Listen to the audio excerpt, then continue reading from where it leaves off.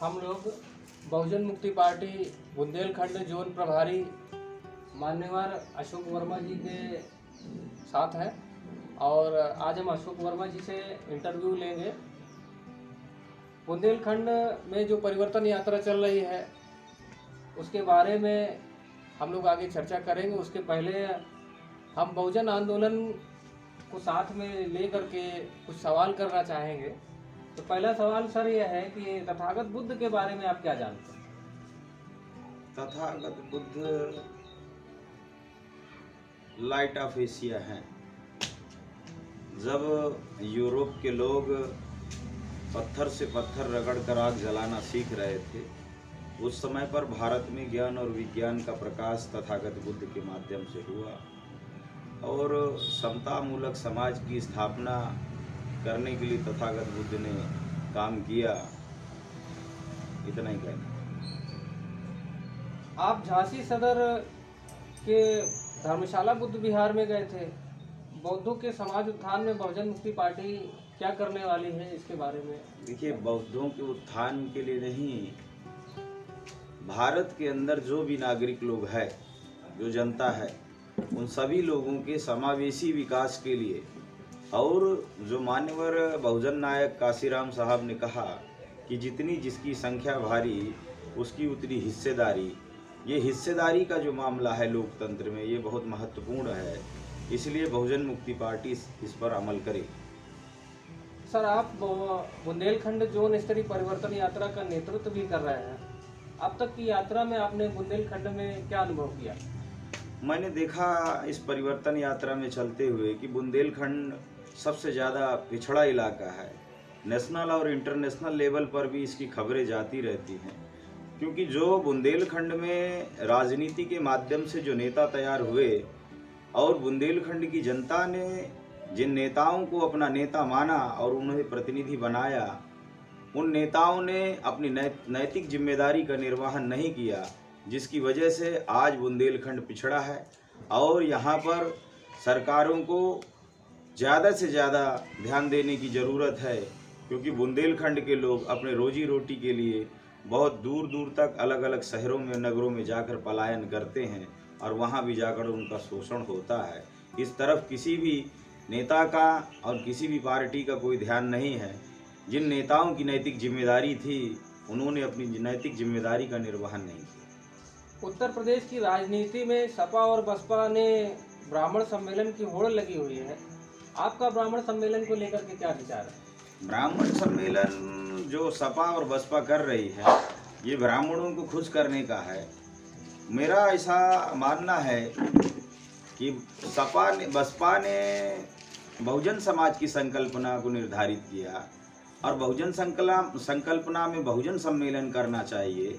वो ब्राह्मणों को खुश करने का काम कर रहे हैं, तो ब्राह्मणों पर बहुजन समाज पार्टी और समाजवादी पार्टी को ज़्यादा यकीन है। बहुजन समाज का जो 85% मूल निवासी समाज है, उनका यकीन अब इन लोगों पर नहीं है, क्योंकि इनके विकास और इनके जीवन में जो पीड़ाएं हैं उनको खत्म करने का कोई प्लान नहीं है।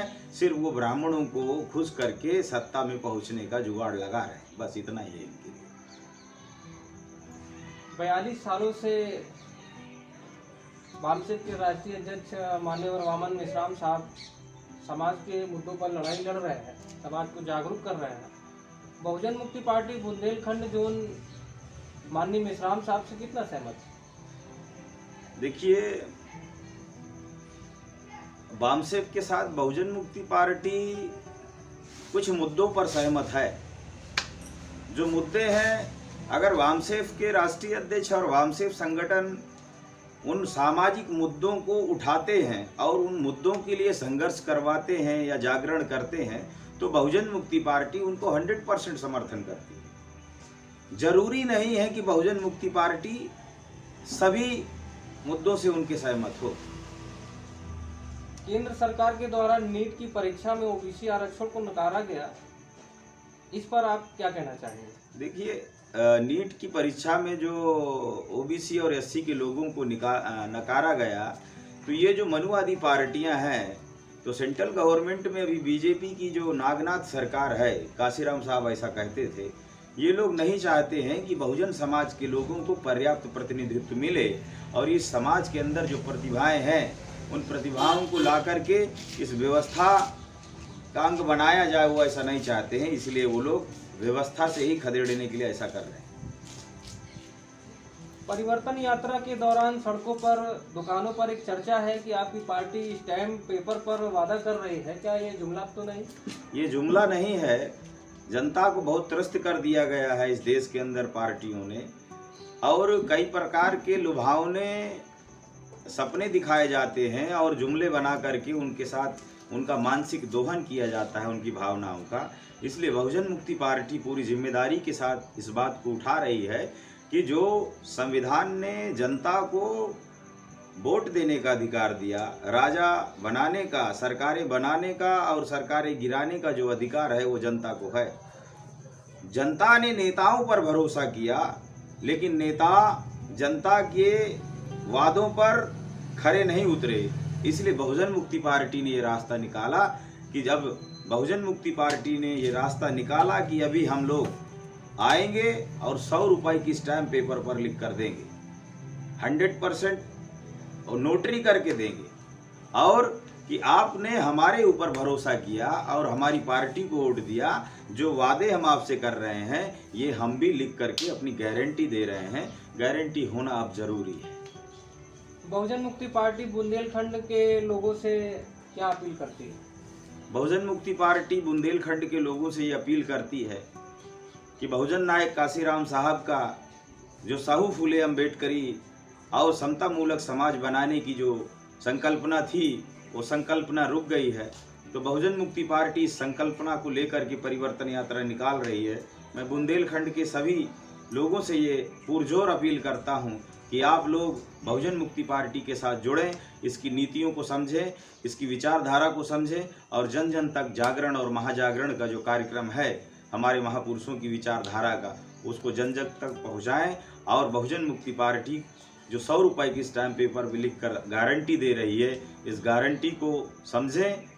बहुजन मुक्ति पार्टी ये पार्टी नहीं, ये बहुजन समाज का एक विश्वास है, और बहुजन मुक्ति पार्टी को आप लोग मजबूत करें और सत्ता में पहुंचाने का काम करें, जिससे बहुजन समाज की पीड़ा को दूर किया जाए। तो साथियों, ये थे मान्यवर अशोक वर्मा जी, जो कि बुंदेलखंड बहुजन मुक्ति पार्टी जोन के प्रभारी हैं। आपने इनकी बातों को सुना और समझा। आगे आपको क्या करना है ये आपको सोचना है, समझना है। आज का इंटरव्यू यहीं पर मैं समाप्त करता हूँ। धन्यवाद।